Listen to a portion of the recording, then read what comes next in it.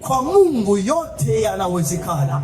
Hata kama mambo yamekuwa ni magumu kiwango ambacho hauoni njia.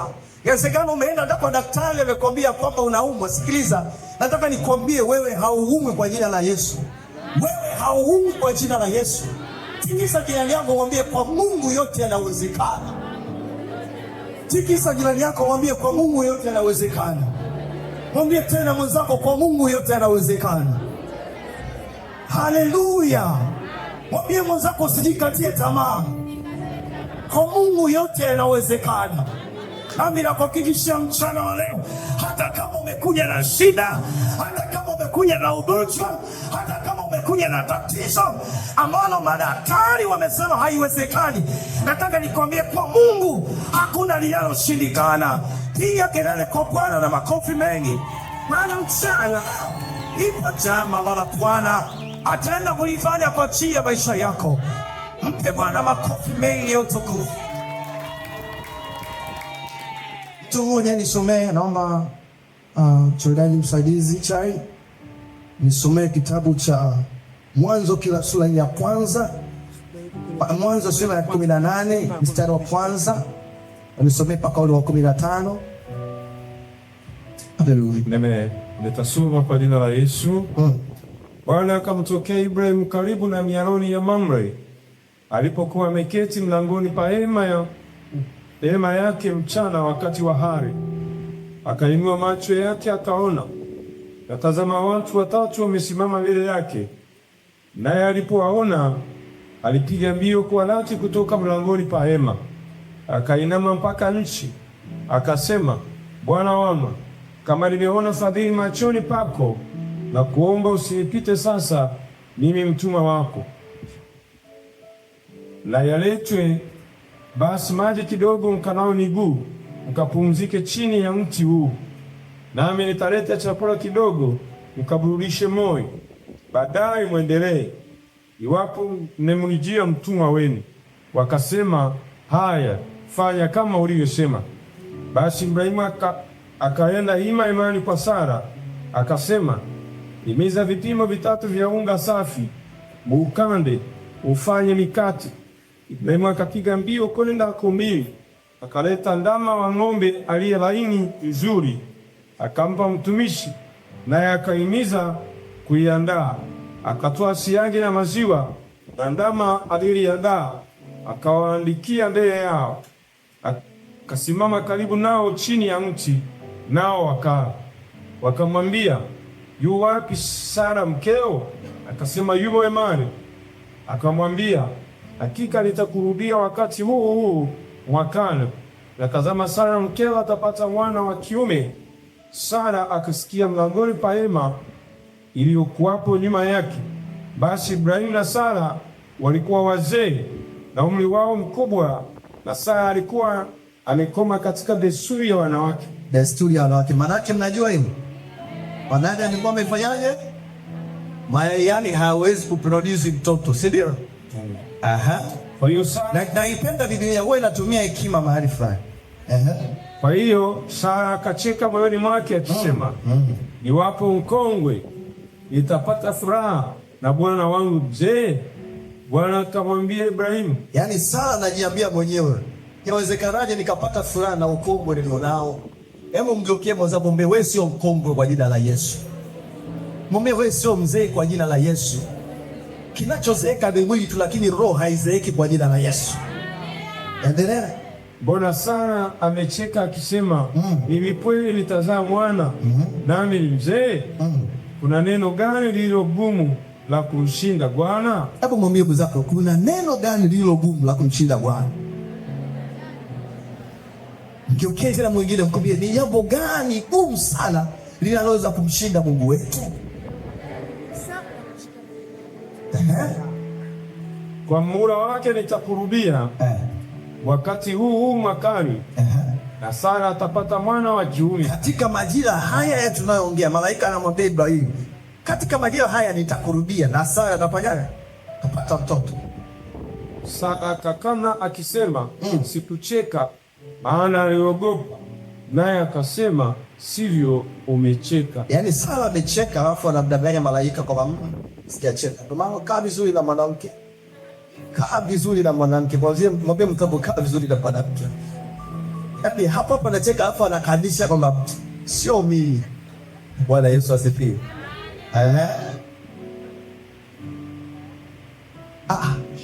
Mwisho. Ema na yeye. Mbona umemalizana na mwanamke tu? Sijaona kwa vipi. Jina la Bwana libarikiwe sana. Jamani, hapa tunaangalia kwenye kitabu cha Mwanzo, tunaona Mungu anamtokea Abraham. Na Mungu mara kwanza anamtokea Abraham, anamwambia Abraham kwamba toka katika nchi hii, nenda mpaka nchi nitakwambia. Na ahadi ya Mungu ilikuwa Ibrahim, Mungu alimchagua, anataka kumbariki. Na akamwambia toka pale alipo. Na maandiko yanasema Abrahamu alitoka lile eneo. Na kitheolojia wanasema lile eneo ambalo Abraham alikuwepo ulipo kuna miungu mingi ya kutisha, kwa sababu baba yake alifanya kazi ya kuchonga vinyago. Bwana Yesu asifiwe. Alikuwa anauza vinyago ambavyo vile vinyago vilikuwa vya kawaida, ni vinyago ambavyo vilikuwa viungu watu. Vilikuwa ni viungu ambavyo vilikuwa inauzwa na watu walikuwa wanaiabudu, wananunua kama leo watu wanapoenda kununua maji ya upako. Hapo ameshanunua maji ya upako. Haleluya. Ona kama mkono umeenda hapa umerudi ndani. Kuna wengine wananunua vitambaa vya upako. Sasa vitambaa vya upako, chupa za upako, keki za upako hazikuanza leo. Hiyo unavyoona kwenye TV hazikuanza leo. Zamani kulikuwa kuna vimungu vinachongwa na vilikuwa ni madhabahu eti. Vilikuwa vinafanya kama unavyoona kama ile Mungu Dago.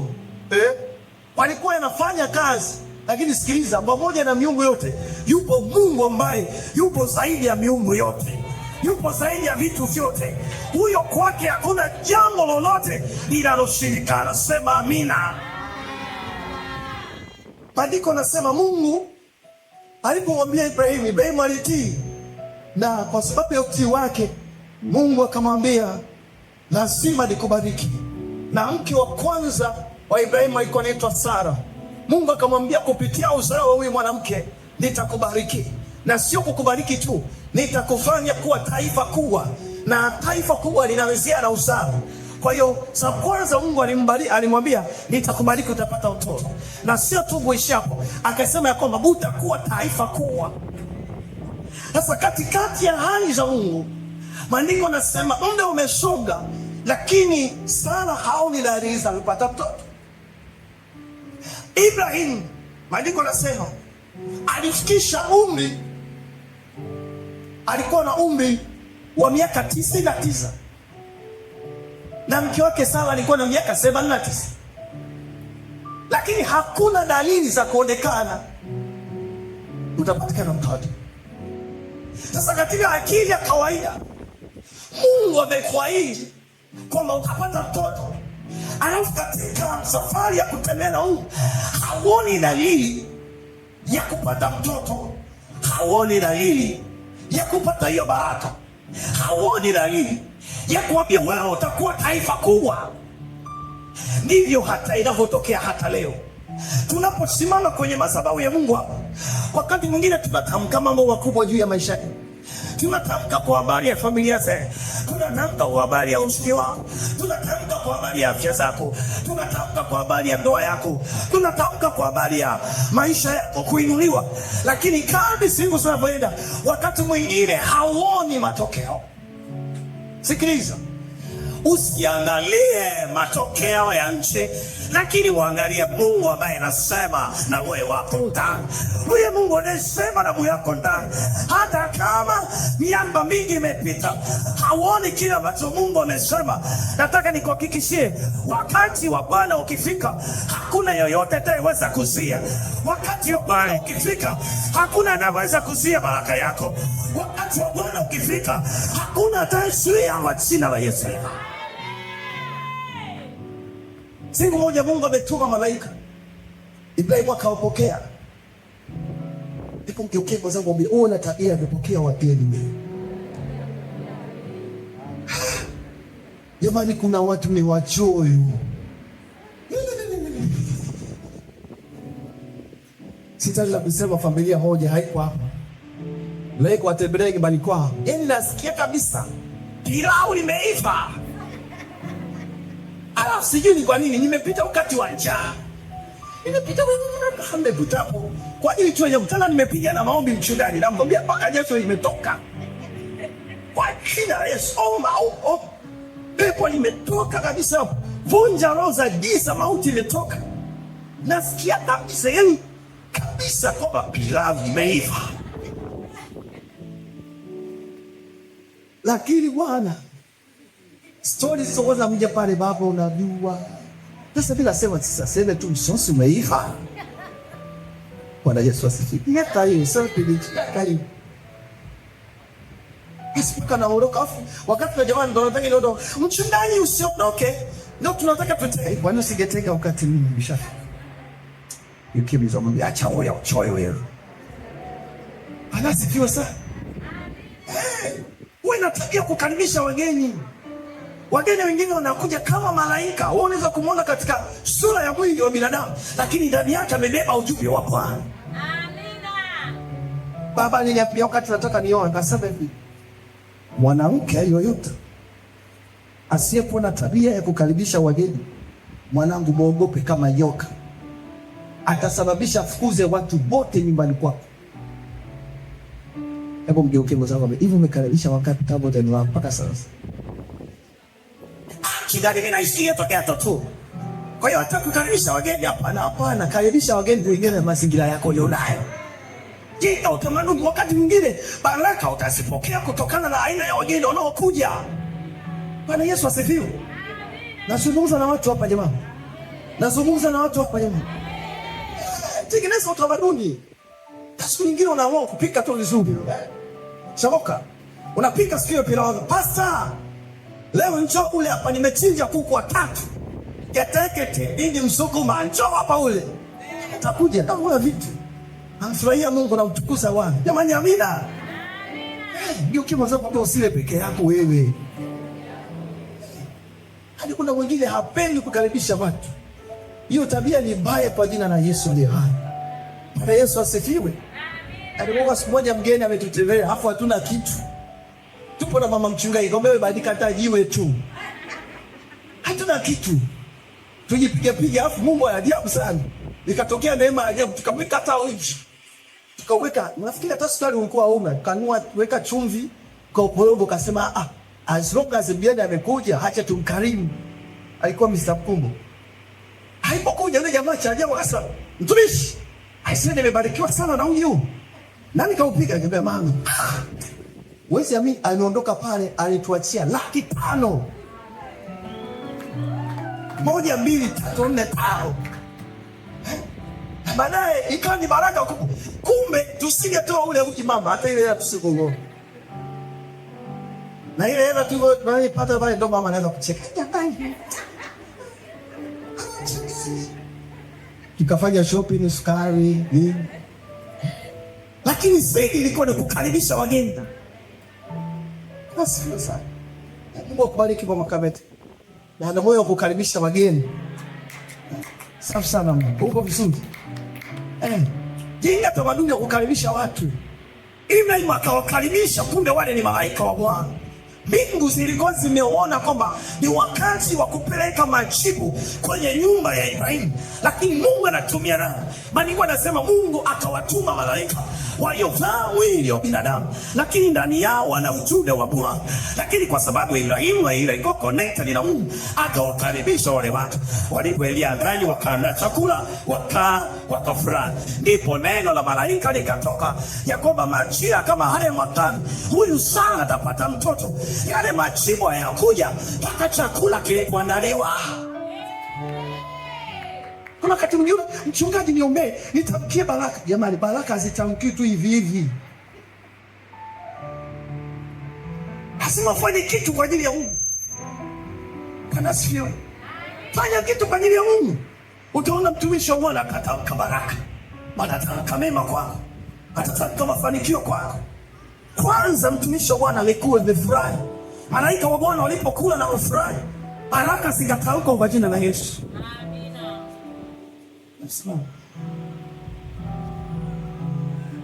Usi mmoja aligusa moyo wa Mungu, akafanya mambo makubwa pale madhabahuni. Alipofanya, Mungu akasikia kilio chake.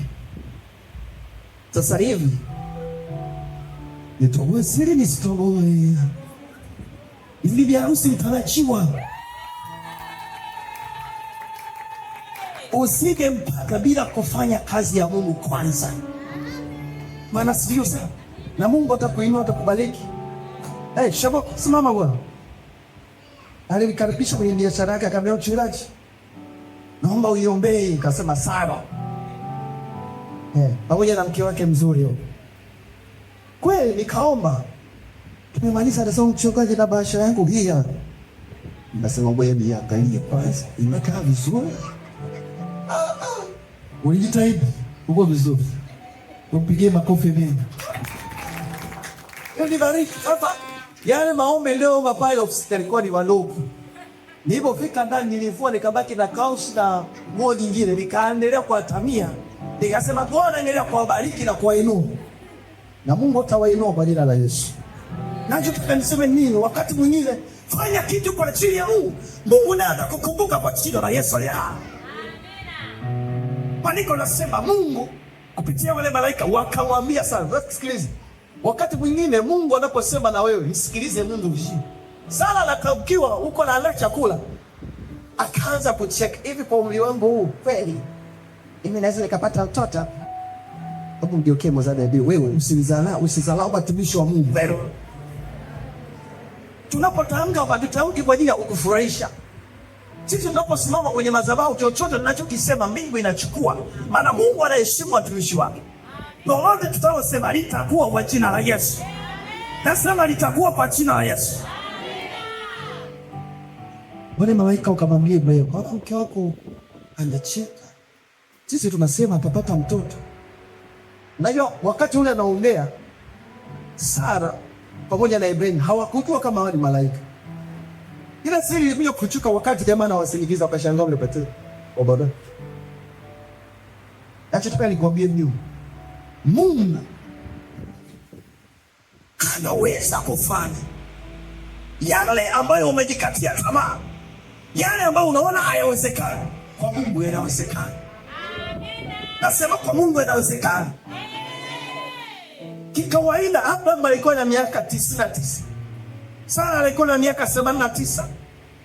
Kwa hiyo katika maisha yao ya ndoa wamekaa miaka 25 wakingoja Bwana awabariki mtoto, lakini wakingoja Bwana kupitia wao, basi Mungu aweze kumbariki Ibrahimu na kuwa taifa kuu. Miaka mingapi? Miaka mingapi? Miaka mingapi? 25. Siku moja nilifanya hapo kanisani na binti moja akaniambia, mchungaji, nini mbona unalia?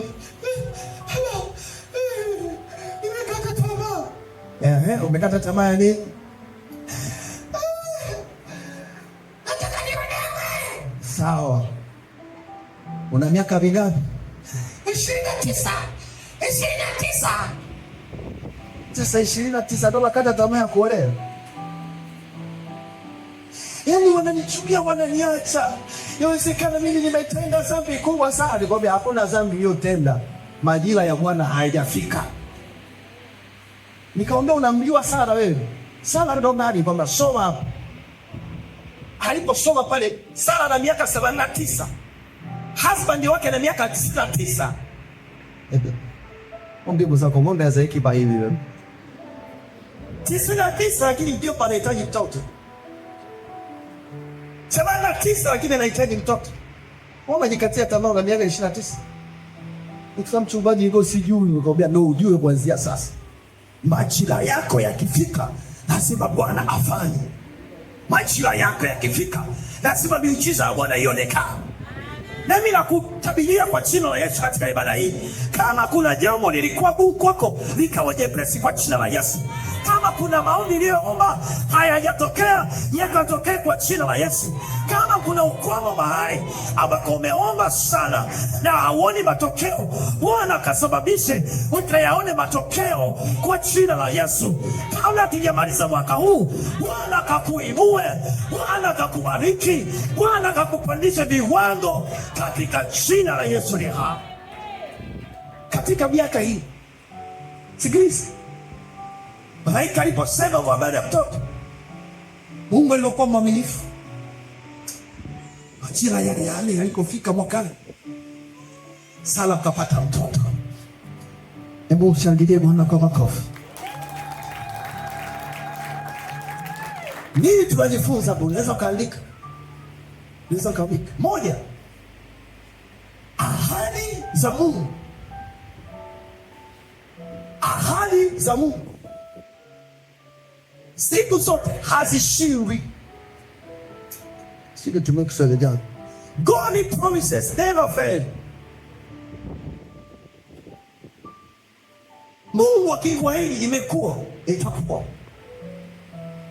Maana upenda ule wimbo, Mungu akisema ndio ndio. Jambo la pili,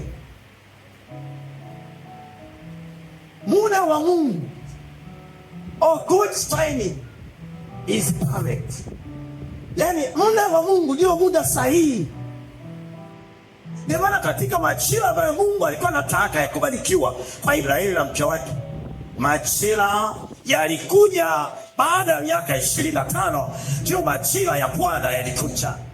Yawezekana kuna watu wa nje walipowatazama wakawa ni watu ambao wamepitwa na wakati, ni watu ambao Bwana hawezi kufanya jambo tena. Sikiliza, Mungu huangalii watu wamesema nini. Mungu anaangalia ahadi yake aliyokuambia kwa habari ya maisha yako. Na mimi nakwambia muda wa Mungu ndio muda sahihi kwa habari ya muujiza wako kwa jina la Yesu. Jambo la tatu, nguvu za Mungu hazina mipaka. God's power is unlimited. Mungu huwezi kumfunga kwenye mpaka wowote. Ndio maana anaweza akatenda muujiza katika wakati wowote. Anaweza akafanya jambo jipya katika majira yoyote. Anaweza akaleta habari mpya katika wakati wowote. Najua siku moja Yesu akiwa anatembea, maandiko nasema akakutana na mtu mmoja anaitwa liwadi. Yule liwadi alipokutana na Yesu akamwambia Yesu, laiti ungekuja nyumbani kwangu mtoto wangu angekuwa hai. Kwa maneno haya anazungumza, kulikuwa na kifo kimetokea. Lakini hakujua kwamba leo ungea naye ndio ufufuo na uzima wa milele.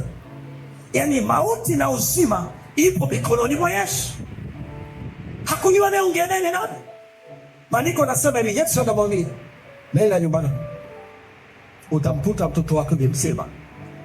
Maandiko yanasema yule bwana alipofika nyumbani akamkuta mtoto wake ni mzima.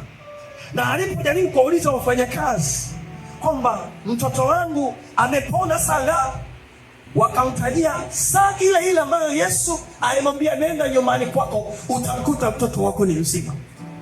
Nataka nikwambie, muda wa Mungu ndio muda sahihi kwa ajili ya maisha yako. Muda wa Mungu ukifika, nataka nikwambie, lazima mambo yatokee kwa jina la Yesu. Lazima yatokee kwa jina la Yesu. Hata kama wakuzuie, lakini majira ya Mungu yakifika, hakuna atakayeweza kukuzuia. Hakuna atakayeweza kukuzuia. Hata wapange namna gani, hata wakuoge namna gani, hata wafanye namna gani, lakini kwa kuwa ni majira ya Bwana yamefika, lazima baraka yako itoke kwa jina la Yesu. Lazima muujiza wako toke kwa jina la Yesu. Muda wa Mungu ni muda sahihi.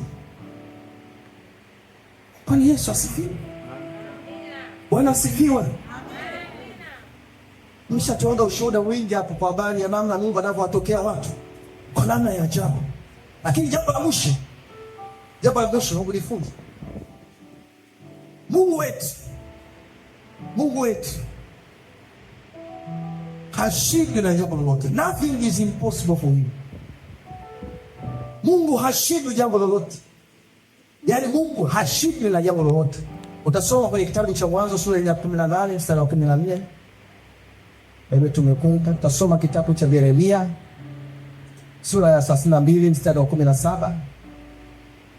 Lakini pia utamalizia na kitabu cha Mathayo sura ya 19 mstari wa 26. Naposema kwamba yaliyoshindikana kwa mwanadamu, kwa Mungu yote yanawezekana.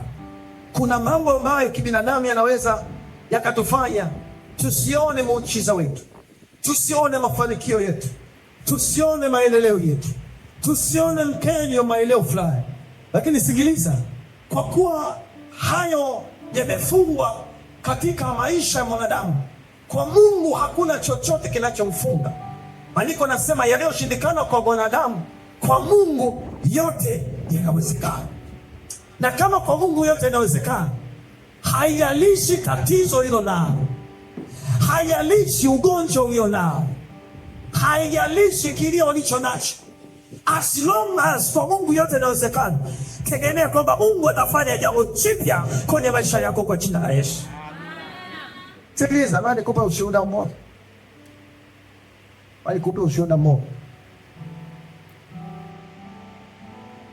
Kuna kijana mmoja alikuwa anampenda Mungu sana kanisani. Hali ambayo tulikuwa Tabata. Alikuwa anampenda Mungu sana. Na katika maisha yake, pamoja na mambo mengine yote, alimpa Mungu kipaumbele cha kwanza. Lakini kijana yule ametoka kwenye familia ngumu sana. Jamani, tunatofautiana hapa kiwezo, si ndio jamani? Ndio maana kanisani ni eneo ambalo linakusanya watu wote, wenye pesa, wasiokuwa na pesa, wafupi, warefu, weusi, weupe, kila kala ipo kanisani. Yule kijana akawa siku zote haumachi Mungu, lakini yupo kanisani anamtumikia Mungu wake. Lakini ametokea kwenye umaskini mzito, yani umaskini ni mzito. Ndio maana katika kitu ambacho napambana nacho, jamani, tunapambana na umaskini. Mwambie mwenzako umaskini ni mbaya. Ndio kuna wapigwa na isifuji kabisa. Hata hivyo imeandikwa katika siku za mwisho, Bwana atatuondoa, tutaacha kila kitu. Tutaenda mbingu mpya na Yerusalemu mpya. Ni kweli. Lakini umaskini ni mbaya. Mwambie mwenzako umaskini ni mbaya. Sio kusifia hata kidogo. Ni maana ukiwa maskini, heshima yako inapungua. Ukiwa maskini hata chochote unaona. Ukinyosha mkono unacheza wewe, hauna chochote cha kutengeneza. Wewe ndio unatakiwa uongee. Mimi hauna chochote. Lakini hata kama hauna elimu, lakini ukiwa na pesa, watakusikiliza tu kwa jina la Yesu. Sio, watakusikiliza. Siku moja akiwa anamwomba Mungu akamwambia, katikati ya familia yako nimekuchagua wewe, utakuwa ni mtu utakayebadilisha familia yako yote. Maneno haya anayapata akiwa madhabahuni anaomba. Alafu akajiuliza, hivi inawezekanaje? Yaani mimi mtu wa kawaida kabisa, eti Mungu anataka kunichagua. Kwanza sijasoma, sina elimu, inawezekanaje? Lakini Mungu alimwambia kwamba kupitia wewe na kwa sababu ya uaminifu wako unamtumikia Mungu kwa uaminifu, nimekuchagua wewe, utabadilisha familia yangu, utabadilisha na ukoo wako. Sikiliza nikwambie. Siku moja Skofu Kameta alikuwa anapenda kwa gumu vijana sana. Siku moja akamkuta anafagia, yupo kule chooni, akamwambia, kijana upo vizuri, Mungu akubariki sana. Skofu akarudi tena wakati mwingine akamkuta anasafisha saa 11 alfajiri. Anasafisha choo peke yake. Ndio kemo za pombe usisahau huduma wewe. Anapoingia kumwambia safishe choo.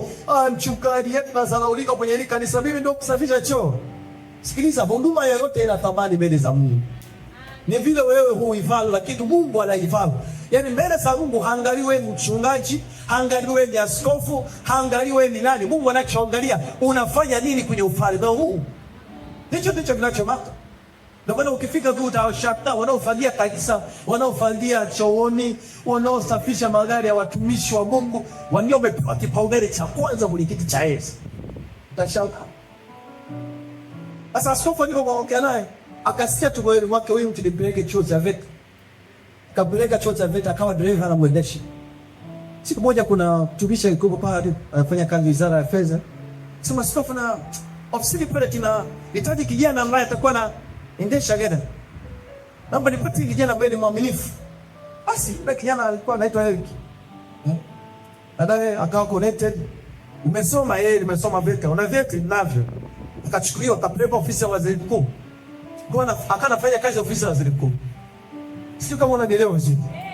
Yaani kutoka kusafisha choo cha kanisa. Choo cha kanisa. Bwana anamjaliwa anaenda kuendesha ofisi ya waziri mkuu.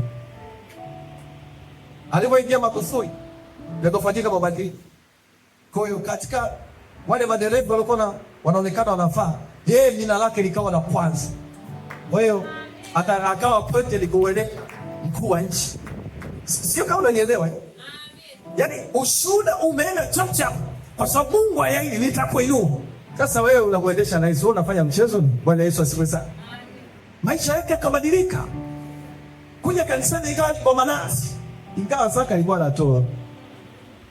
Kila mchungaji lipo huku, lipo kule, lipo kwa sababu ya aina ya kazi anamuendesha mkuu wa nchi. Nataka nikwambie nyumbani kwao kule Dodoma akapabadilisha. Shala wa kwanza ukaenda ukajenga nyumba ya kisasa. Peleka wadogo zake shule wengine wote. Badilisha kila kitu pale nyumbani kwa kuna changamoto nini? Akageuka kuwa ndio pillar of the family. Sikiliza nikwambie, ushuhuda wake ulinisaidia kujua kwamba Mungu anaweza kubadilisha maisha ya mtu. Maana Mungu anasema yaliyoshindikana kwa wanadamu, kwake yeye yote yanawezekana. Hata kwako Mungu anaweza akakutumia na wewe, akabadilisha maisha yako, akabadilisha ndoto zako, akabadilisha watoto wako. Inawezekana. Lakini majira ya Bwana yakifika, hakuna atakayekuzuia kwa jina la Yesu. Sifa na kuabudu.